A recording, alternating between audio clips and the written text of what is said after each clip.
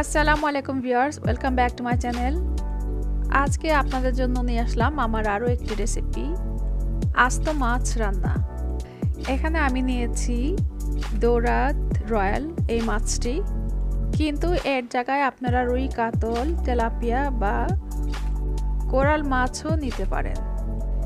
এই মাছটির ওজন 800 গ্রাম।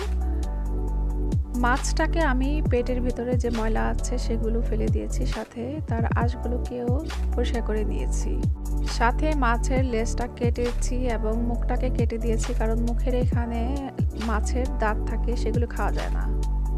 তারপর মাছের দুপাশে আড়াআড়ি করে 3টি করে দাগ কেটে নিয়েছি ছুরি দিয়ে, যেন তার ভিতরে খুব ভালো করে মশলাগুলো ঢুকে যায়।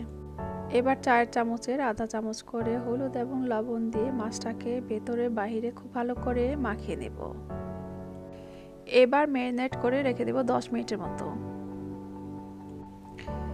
এই মাছের সাথে আমি আরও নিয়েছি আধা কাপ পরিমাণ পেঁয়াজ কুচি, 10টির মতো চেরি টমেটো, কিছু ধনে পাতা কুচি আর কয়েকটি আস্ত কাঁচামরিচ। তো রান্নাটা শুরু করা যাক। প্রথমে আমি একটি ফ্রাই প্যান নিয়েছি এবং তাতে দিয়ে দিব আধা কাপ পরিমাণ তেল। তেলটা আমি একটু বেশি নিয়েছি, কারণ তাতে আমি মাছটা ভাজবো এবং রান্নাটাও করব। তো ম্যারিনেট করা মাছটা আমি ভেজে নেব এই পাশ ওপাশ করে, খুব ভালো করে যেন কাঁচা না থাকে। মাছটা ভাজা হয়ে গেলে মাছটা তুলে নেব এবং একই তেলে দিয়ে দেব কাটা পেঁয়াজগুলো ভেজে নেব। যখন একটু ব্রাউন কালার হয়ে আসবে তখন তাতে দিয়ে দেব গুঁড়ো মশলা, বাটা মশলা, আধা চা চামচ পরিমাণ লবণ এবং 1/4 কাপ পরিমাণ পানি।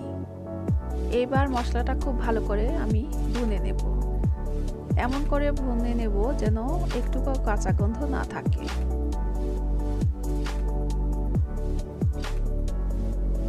মশলাটা ভুনা হয়ে গেছে, এখন তাতে আমি দিয়ে দিলাম আধা কাপ পরিমাণ পানি। পানিটা যখন পাগ উঠে যাবে বা বলক উঠে যাবে তখন আমি তাতে দিয়ে দিব আস্ত টমেটো, কাঁচামরিচ এবং ধনে পাতা।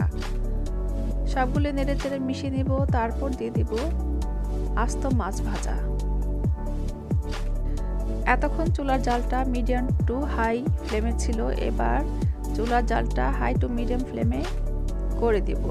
তাকে ঢেকে রান্না করব 3-4 মিনিটের মতো। তার মধ্যে একবার উল্টিয়ে দিয়েছি। মাছটা রান্না শেষ হয়ে গেল। এবার চুলার ফ্লেমটা বন্ধ করে একটি ডিশে পরিবেশন করে দেখাচ্ছি। আর এই তো হয়ে গেল খুব সহজ মাছ ভুনা। আমার এই মাছ ভুনার রেসিপিটি আপনাদের কাছে কেমন লেগেছে তা আপনারা অবশ্যই কমেন্টস করে জানাবেন। আর আমি আশা করব আপনারা আমার এই রেসিপিটি ফলো করে বাসায় অবশ্যই এইভাবে মাছ ভুনা করে খাবেন।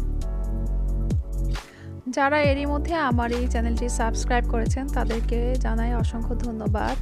আর যারা এখনও সাবস্ক্রাইব করেননি তারা অবশ্যই একটি সাবস্ক্রাইব করে দিবেন। আর পাশে থাকা বেল আইকনটি বাজিয়ে দিবেন, যেন নোটিফিকেশনের মাধ্যমে খুব সহজেই আপনারা আমার নতুন নতুন রেসিপিগুলো পেয়ে যেতে পারেন। আজকের মতো এখানে শেষ করলাম। সবাই ভালো থাকবেন। আল্লাহ হাফেজ।